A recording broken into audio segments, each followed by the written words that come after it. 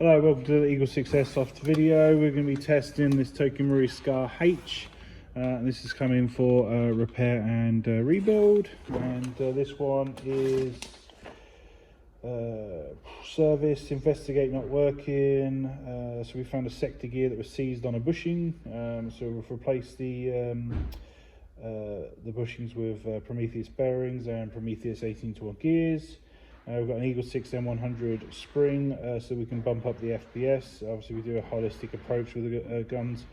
We do range testing on every gun build that we do, even if it comes in for servicing, and we're looking for something that's like not performing, you know, out to range or good, and we try and obviously address obviously any accuracy issues, make sure it's obviously shooting at a decent distance, and obviously this one is shooting out to 65 now, and on 3.2s, and shooting at a decent pace. Obviously it's going at 271 FPS, so yeah, overall, you know, just a really good result, and yeah, and obviously we're you know, happy with it. So obviously now we've obviously passed testing, we're now at stress test stage, so we just want to make sure that it's working and demonstrate it on camera.